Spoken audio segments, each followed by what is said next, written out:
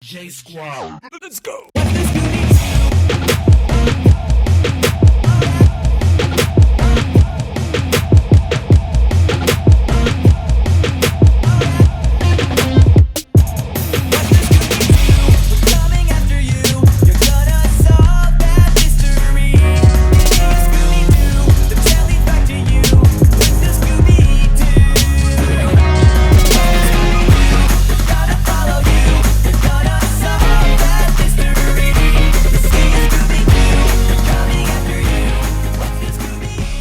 Hey, this is Bethany, and today I'm going to be Daphne with a ripped open neck under my scarf. This is part of a Scooby-Doo collab, so please check out everyone else in this collab put together by Zach Zenga. I'll have them linked below and at the end.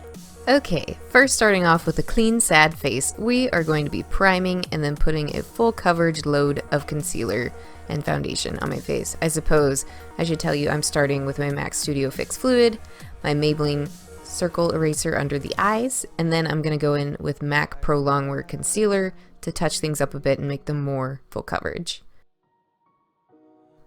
After that, I'm going to be using NYX's Hydra Touch Foundation in the powder form to set all of that foundation and advance the coverage even more. Then popping on a bit of subtle blush, I'm using Makeup Geek's Cherish. Next is the amusing adventure that is my bangs when I was attempting to be Daphne. First, I straightened them, teased them a bit, and then tried to directly fold them back, and that ended up looking maybe a little too rockabilly, a little bit too much like Archie comics, so I scratched that, and I decided to kind of turn them over to the side, then pin them back, and that gave it more of the animated, rounded look that she has. Also, I colored my hair specifically for this video, but it wasn't orange enough, so I used orange hair to correct the color. Then I'm throwing in a sort of magenta colored headband. She usually wears lavender, but her tights were kind of pink magenta, so I wanted to tie that in a little bit too. Then I'm clipping my hair back to continue with body paint, but first we must finish my face. So here we go. I will be filling in my brows with NYX's Micro Brow Pencil in Auburn, being careful not to hyper arch my brows because her brows seem more rounded. Then I will be priming my eyelid with NYX's Flesh Tone Primer.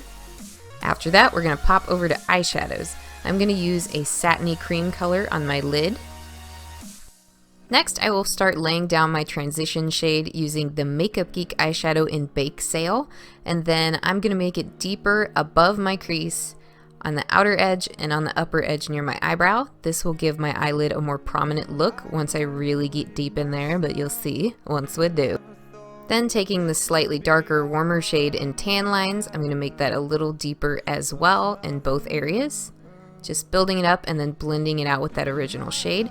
Then we're popping in a bit of Cabin Fever. It's a much deeper, richer shade, and we're going to make that even more distinctively deep. Deep, deep, deep. Let's just say deep a lot, I don't know why. Then after that's blended, the last step with the eyeshadow is to pop a little bit more of that cream color on the lid. Then I decided to give Daphne a liquid eyeliner wing because, that's like the most distinctive feature on her face in the cartoon. Though I don't know if anyone else other than a Makeup Geek would notice. But I decided to kind of winehouse it out a bit because why not go for dramatic? It's Halloween. Also, that wing is pretty big in proportion to her eyeball. So then on top of that black wing, I'm going to take a little bit of NYX Vivid Brights liner and put a little pink line. And then off camera, I did add a touch of purple in a form of dotting to the end of that line. Then I'm applying some mascara and popping on some false lashes. These are the NYX Wicked Lashes, and they look pretty good for a cartoony girl. For lips, I decided to go nude because Daphne doesn't have distinctive lip color, so I chose the NYX Matte Velvet Lipstick in Beach Casual. And then for a little bit more pinkness, I layered NYX Soft Matte Lip Cream in Stockholm on top of that. And now it's time to get sculpted. I'm using the NYX's Highlight and Contour Pro palette. I'm going to be making my chin more defined. Going to be contouring my nose just to make it look a little bit more petite. And then, contouring my cheekbones, of course, because, you gotta. But also because we want Daphne to look like a bombshell.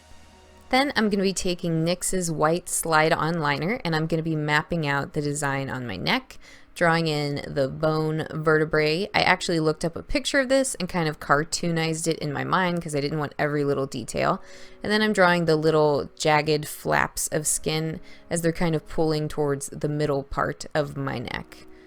Then using a white water activated face paint by Mayron, I'm filling in those bones, and then I'm giving these little extended parts off those vertebrae. Then I'm going to outline all the different areas I traced with a red paint.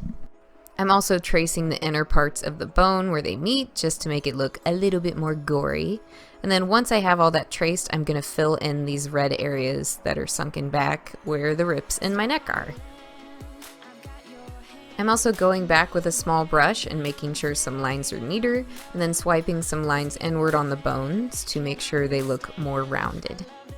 Then taking NYX's black Primal shadow, I begin shading, starting with those same bones, and I just want to make sure to shade them on the outside so they look like they're rounding towards the middle, and I do this back and forth a lot until I'm satisfied with them. Then I'm shading the top and bottom ends of the holes in particular, but there's kind of parts where I shade kind of the back end of a piece of flesh as well too, so it gets a bit of shadow.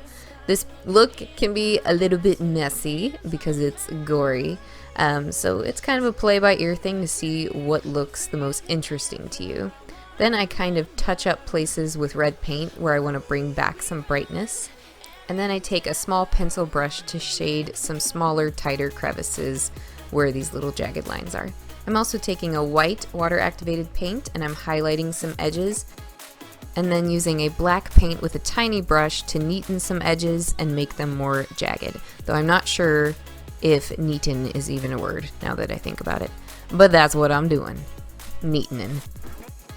After I touch a last bit of white paint to the bones and soften it to make them look more 3D, I'm going to hop over to Daphne's blouse, which is typically like a plum cool tone purple. So I'm laying that all out and then layering it again to get it more opaque, and then I'm taking a lavender to fill in the collar. Once that's all lined, I use a NYX red eyeshadow to blot some areas to make the skin look more irritated where it's ripping. And then I used a cream contour stick to create a shadow from the collar, but I actually kind of regret doing this because it looks a little bit muddy, to be honest. And then with some final touches, I highlight my shirt with lavender paint and a beauty blending sponge. Then I take some eyeshadow, add a little bit more depth in some chosen areas, and then I touch up again with a white eyeliner just to get a little bit more pop of light on that collar. Alright, that is my finished look as Daphne from Scoobydoo with a ripped open neck. I like how you can walk around looking mildly inconvenienced about missing your throat. Anyhow, please check out everyone else in this collab. Everyone did awesome work. Some of us are on Instagram and YouTube, but I will link everyone below. This collab was put together by Zach Zinga. It was his idea, and it was so super fun. So please give him a shout out if you go check out his stuff. Anyways, I will link all the other artists below, and I hope you all enjoyed this video. If you did, please give it a thumbs up, and I will see you in my next video. Thank you, and have a happy Halloween.